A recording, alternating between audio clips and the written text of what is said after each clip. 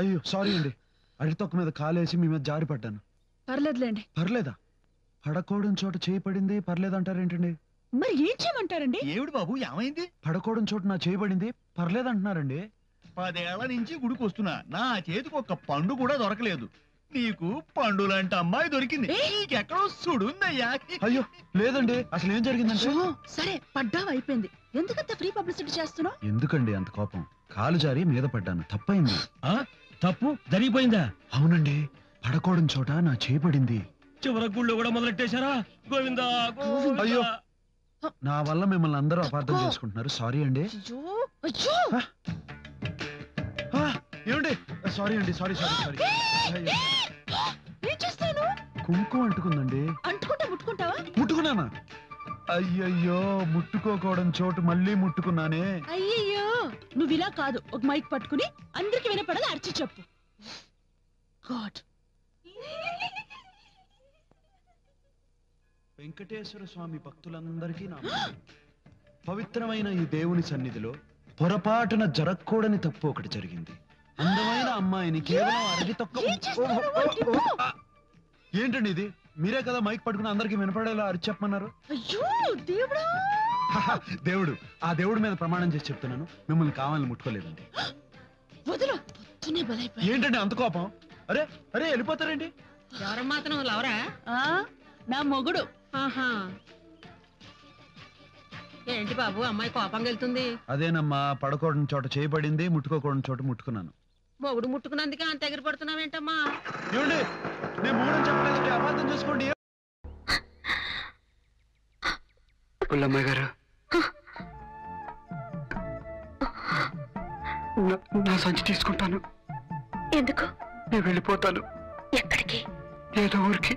నువ్వు అనాథగా ఉన్నప్పుడు అన్ని ఊర్లు నీవేనని తిరిగావు. ఇప్పుడు నువ్వెవరూ ఏ ఊరని తెలిసాక ఇప్పుడు ఈ ఊరు వదిలిపెట్టి ఎక్కడికి వెళ్తావు? ఈ ఊళ్ళో రాజకీయాలు, మనుషుల్లో కుళ్ళు కల్మషం నేను భరించలేను అమ్మాయి గారు. కావచ్చు, ఇప్పుడు నీకు వంశం ఉంది, దానికో చరిత్ర ఉంది. వద్దు పుల్లమ్మాయి గారు, వద్దు. ఆ ఆస్తి అంతస్తు ఐశ్వర్యం నాకొద్దు. జమీందారు కొడుకుననే హోదా నాకు అసలు వద్దు.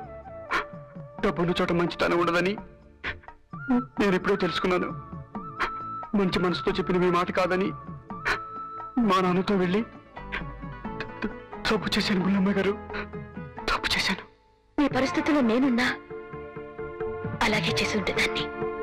నీ తల్లి మేళ్ళో తాళి కట్టకుండా నీ జన్మకు కారణం అవడం నీ తండ్రి చేసిన తప్పు. కన్న బిడ్డకు తండ్రి ఎవరో చెప్పకుండా నీ నానాథగా వదిలి వెళ్ళడం నీ తల్లి చేసిన తప్పు. నువ్వు పెద్ద అయిన కొడుకు అని ఎవరికి తెలియకూడదో వారికి తెలియడం విధి చేసిన తప్పు. ఎవరికి తెలియాలో వారికి తెలియకపోవడం ఆ భగవంతుడు చేసిన తప్పు. ఇన్ని తప్పుల మధ్య మీ నాన్నగారిని ఒంటరిగా వదిలేసి వెళ్ళిపోతానంటున్నావే, అది నువ్వు ఇప్పుడు చేస్తున్నా పెద్ద తప్పు. ఆ రోజు నీ అమ్మ చావుకి, ఈ రోజు నీ మీద జరిగిన హత్య ప్రయత్నానికి కారణం పెద్దాయన కాదు, ఆయన చుట్టూ ఉన్న దుష్ట శక్తులు. నువ్వు పెద్దాయన కొడుకు అని తెలిసిన వెంటనే నిన్ను చంపబోయారు. అలాంటిది పెద్దాయన నీ కన్న తండ్రి అని తెలిసాక అతను చంపకుండా వదిలిపెడతారనుకుంటున్నావా? వాళ్ళలా ఎందుకు చేస్తున్నారో తెలుసా? ఆస్తి కోసం, అంతస్తు కోసం. ఆ దుష్ట శక్తుల మధ్య నీ తండ్రి ఎవరిపైనా పర్వాలేదని వదిలిపెట్టి వెళ్ళిపోతావా? ఇలాంటప్పుడే నువ్వు ఉండాలి. నీ మీదున్న బాధ్యతని భయం లేకుండా నెరవేర్చాలి. నీ తండ్రి నా దుష్టుల బారి నుండి కాపాడడం కన్ను కొడుకుగా నీ బాధ్యత. పెద్దాయన ఊరందరి ముందు నువ్వే ఆయన కొడుకు అని ఆయన చెప్పాలి. అదే నీ కన్న తల్లికి నువ్వు ఇచ్చే గౌరవం. నీలాంటి బిడ్డను కన్నందుకు ఎంత పుణ్యం చేసుకున్నానో అని తండ్రి గారి గర్వపడాలి. అది నీ గౌరవం. ఇదంతా చేయడమే నిన్ను నీ వాళ్ళ దగ్గరకు చేర్చాలని ఆశించిన ఈ బుల్లమ్మాయి గారికి నువ్విచ్చే గౌరవం. నీ బాధ్యతను నెరవేరుస్తావో తిరిగి వాళ్ళ పారిపోతావో నిర్ణయం నీదే.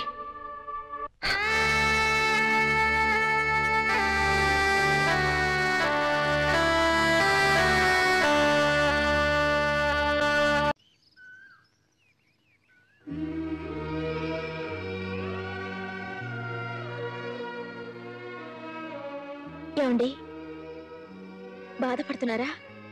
బాధ కాదు భారతి, ఆడదాని వల్ల రాజ్యాలు సామ్రాజ్యాలు కూలిపోయాయని పుస్తకాల్లో చదివాను. కానీ నా మీద ఆశపడ్డ ఆడదాని కోరిక కాదన్నందుకు నా జీవితం ఎలా అవుతుందనుకోలేదు. మీరేమనుకోనంటే మిమ్మల్ని మాట్లాడగనా? ఏమిటి? మీరే పాపం ఎరగరని మీకో తెలుసు, నాకో తెలుసు. కానీ పంచాయతీలో ఆ మాట బావగారితో ఎందుకు చెప్పలేదండి? అన్నయ్య అడగలేదు, నేను చెప్పలేదు. ఇంతవరకు ఆయన అడగంది ఏదీ నేను చెప్పలేదు. ఆయన చెప్పంది ఏదీ నేను చేయలేదు. అది కాదండి. చూడు భారతి, ఆ రోజు రాముడు అడవులకు నేను ఎందుకు వెళ్ళాలని ప్రశ్నించుంటే రామాయణం జరుగుండేది కాదు. తండ్రి మాటను గౌరవించి రాముడు అడవులకు వెళ్ళాడు. తండ్రి కంటే గొప్పవాడైన నా అన్న మాటను గౌరవించి నేను ఇక్కడికి వచ్చాను. మాకు నడత నేర్పింది మా అన్నావదల్లో భారతి. మాకు తల్లి తండ్రి లేని లోటు తీర్చడానికి వాళ్ళు అమ్మ నాన్న అని పిలిపించుకునే అదృష్టానికి దూరం అయ్యారు. ఏమిటండి మీరనేది? లక్ష్మి, నువ్వు తీసుకున్నది మామూలు నిర్ణయం కాదు. ఇంకొకసారి ఆలోచించుకో. ప్రతి ఆడది తల్లి కావాలని తాపత్రయపడుతుంది. అలాంటిది చేతుల ఆ అదృష్టాన్ని దూరం చేసుకో. కాదనకండి, నేను బాగా ఆలోచించి నిర్ణయానికి వచ్చాను. కన్నబిడ్డల్లా 2 మరుతులు నాకుండగా ఇంక నాకు పిల్లలు ఎందుకండి? దయచేసి నా నిర్ణయాన్ని అంగీకరించండి. లక్ష్మి, ఆ రోజు నువ్వు నాన్నగారితో బిడ్డలను జాగ్రత్తగా చూసుకుంటా అన్నావు. ఆ మాటలు నీ గుండెల్లో నుంచి వచ్చినవని గుర్తించలేకపోయాను. నువ్వు ఇంటి కొడలవే కాదు లక్ష్మి, తల్లివి కూడా.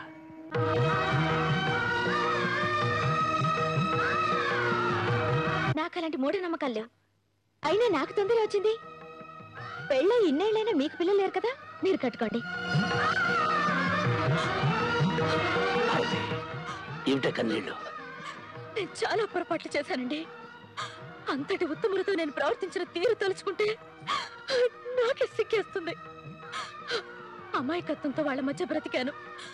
వాళ్ళ అవునొచ్చి తెలిసేసరికి వాళ్ళందరికీ దూరం అయిపోయాను. అదేనండి నా బాధ. భారతి, బాధపడకో. అయినా ఈ దూరం శాశ్వతం కాదుగా.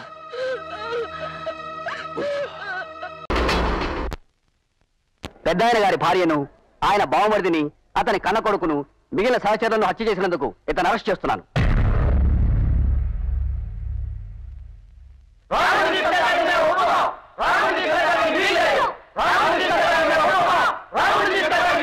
ఆగండి, ఇతన్ని మీరందరూ అరెస్ట్ చేయదంటున్నారు. అది వీలు కాదు. కాదంటే మీలో ఎవరైనా రాము కావాల్సిన వాళ్ళుంటే ఈ ఛార్జ్ షీట్ మీద సంతకం చేయండి. రాముడు లాంటి మంచి మనిషికి ప్రాణం ఉన్న ప్రతి మనిషి కావాల్సిన వాడే కావచ్చు. కానీ సంతకాలు చేయాల్సింది మీరు కాదు, రక్త సంబంధం ఉన్నవాళ్ళు. అంటే తల్లి, తండ్రి, భార్య. మీలో ఎవరైనా ఉన్నారా చెప్పండి. ఉన్నారు.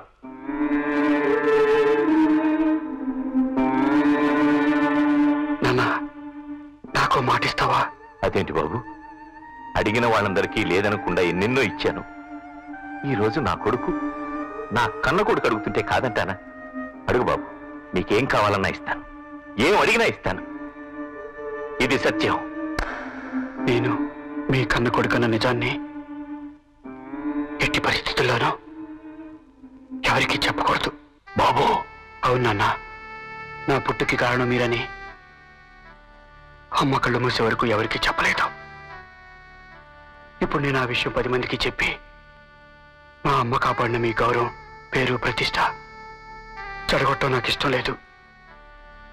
మీ గౌరవాన్ని కాపాడాల్సిన బాధ్యత మా అమ్మకే కాదు, నాకు ఉంది నాన్న.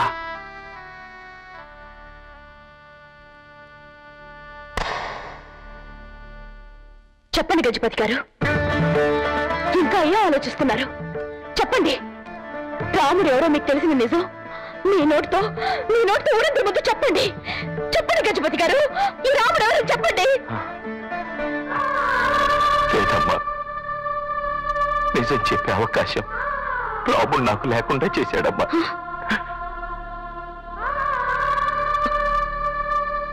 అంటే ఇతనికి ఎవరూ లేరన్నమాట. అనాథం తేలిపోయింది. ఇతని జామీన్ ఇచ్చే వాళ్ళు ఎవరూ లేరు. తీసుకుపోదండి. ఆగండి, నేనున్నాను. మేడం, మీరు ఆయన భార్యని.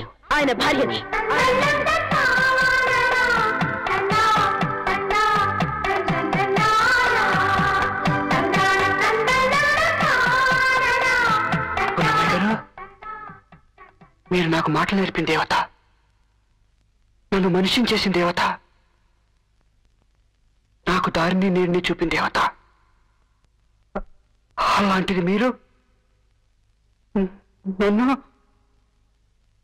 నన్ను ఆడదాని మీద అంత గౌరవం ఉన్నా నువ్వు కనబడి నా దేవుడి కంటే నాకెంతో ఎక్కువ. తాళి లేకుండా మీరు భార్య ఎలా అయ్యారు? ఎందుకు కాకూడదు? ఈ రోజుల్లో ఎంతమంది మగాళ్ళు తాళికి ఇవ్వాల్సిన గౌరవం ఇస్తున్నారు? ఎంతమంది మగాళ్ళు వాళ్ళ భార్యలు కంటితడి పట్టకుండా చూసుకుంటున్నారు? ఎంతమంది మగాళ్ళు వాళ్ళ భార్య కష్ట సుఖాల్లో పాలు పంచుకుంటున్నారు? చెప్పండి. తనని నమ్మి వచ్చిన ఆడదాన్ని ప్రాణానికి ప్రాణంగా చూసుకోవడం, చివరిదాకా కంటికి రెప్పలా కాపాడమే తాళి యొక్క పరమార్థం. తాళి కట్టాక తల్లిలా హక్కును చేర్చుకోవాలి, బిడ్డలా లాలించాలి, తండ్రిలా కాపాడాలి, అన్నదమ్ముల్లా గౌరవించాలి. అలా ఎంతమంది ఉంటారు? కానీ రాముడు తాళి కట్టకుండానే నాకివన్నీ చేశాడు. తన ఆవేశంతో గొడవ కట్టి నన్ను కాపాడాడు. నన్ను గడ్డిపూ సోకినా భరించలేని రాముడు మనసులో ఏనాడు నా మీద చెడు ఆలోచన రాలేదు. ఓ మగాడిలా నన్ను దైవంలా చూసుకున్నాడు. అలాంటి రాముడు నాకు భర్త అని చెప్పుకోవడానికి నేను చాలా గర్వపడుతున్నాను. రాముడు, నువ్వు ఏ తాళైతే నాకు బహుమతిగా ఇవ్వాలనుకున్నావు ఆ తాళి నా మెళ్ళో కట్టడమే నువ్వు నాకు నిజంగా ఇచ్చే బహుమతి. ఆ రోజు కోసం నేను ఎంతకాలమైనా ఎదురు చూస్తూ ఉంటాను.